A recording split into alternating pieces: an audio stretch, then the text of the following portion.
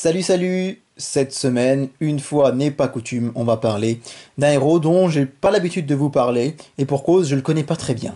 Il s'agit de Ghost Rider. Nous sommes dans la collection Marvel Comics, la collection de référence, une fois de plus, avec le numéro 43.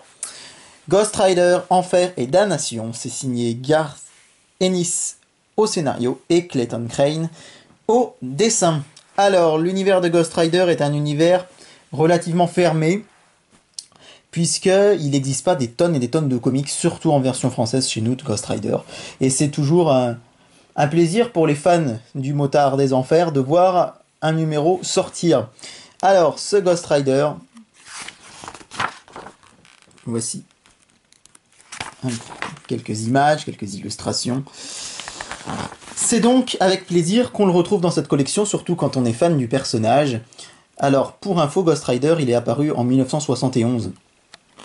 Grâce à la révision du Comics Code, qui a permis à un vent nouveau de souffler sur l'industrie des comics et avoir des personnages un petit peu plus horrifiques, on va dire, comme des loups-garous, des démons, des vampires. Et c'est donc à cette occasion que Ghost Rider a été créé.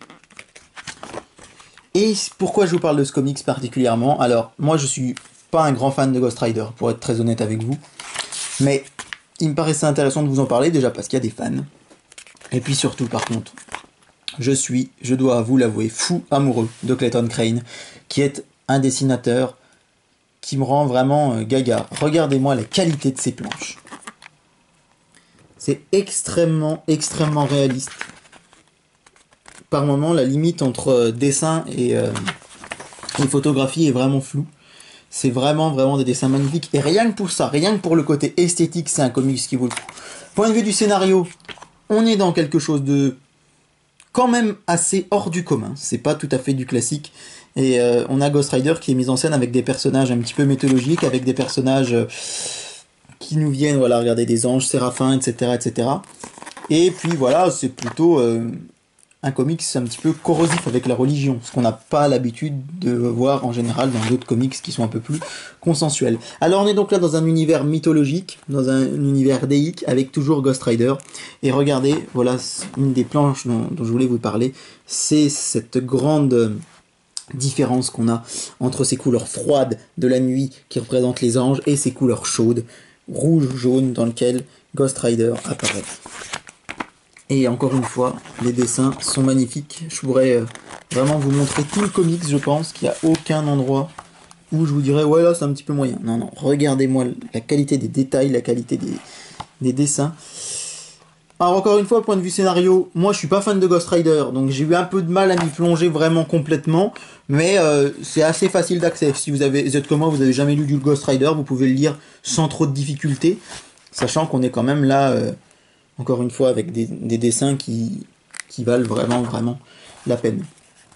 Un bon petit comics, sympathique, numéro 43 de la collection. Je crois que ce sera le seul consacré à Ghost Rider d'ailleurs, je voudrais pas vous dire de bêtises. Mais voilà, je serai pas plus long, parce que j'aimerais pas vous dévoiler la fin de l'intrigue, qui mine de rien réserve son lot de petites surprises.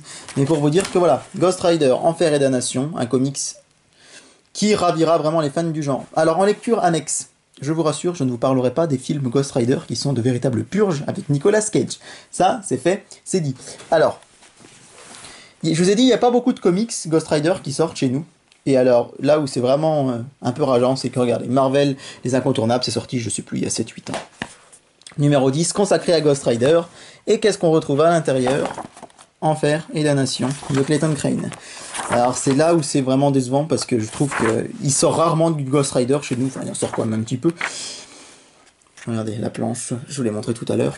Et ben il a fallu que, à quelques années d'écart, on nous sorte exactement les deux mêmes. Alors évidemment, préférence à celui-là qui est fait sur papier glacé, alors que celui-ci c'est fait sur du papier toilette. Non, je plaisante, c'est fait sur du papier lambda, mais forcément c'est un peu plus sombre.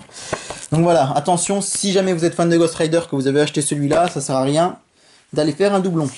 Par contre, ce que je voulais vraiment vous parler en lecture annexe, on sort un peu de l'univers de Ghost Rider, mais c'est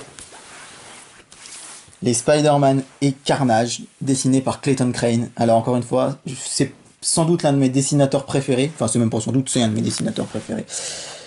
Et je voulais vous montrer ces comics qui sont absolument magnifiques. Et pour le coup, j'ai plus adhéré étant plus proche de l'univers du tisseur que de l'univers de Ghost Rider, mais c'est très sombre. Regardez, on reconnaît, il y a Iron Man, il y a Spider-Man, etc. C'est très sombre. Et surtout, c'est magnifiquement dessiné. Et c'était sorti donc en 100% Marvel. Ça, c'est le premier, donc c'est Carnage, une affaire de famille. Après, il y a eu Carnage USA qui est sorti un peu après. Regardez-moi cette couverture.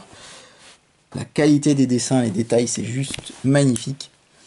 Et c'était du grand Clayton Crane. Alors il y en a d'autres. C'est un dessinateur qui se fait assez rare. Hein. Il dessine pas. C'est pas Humberto Ramos ou Greg Capullo qui nous sortent des comics tous les mois. Mais voilà, vous pouvez le retrouver dans la collection Marvel Dark, je crois, avec Carnage et Venom, qui est aussi un très très bon comics. Je vous conseille vraiment. Si vous n'êtes pas fan de Ghost Rider et que vous avez quand même regardé cette vidéo et que vous voulez découvrir Clayton Crane, eh bien ruez-vous, mais ruez-vous sur ces Carnage, une affaire de famille, et Carnage USA. Voilà, une petite vidéo consacrée à Ghost Rider et à Clayton Crane. Je vous dis à la semaine prochaine.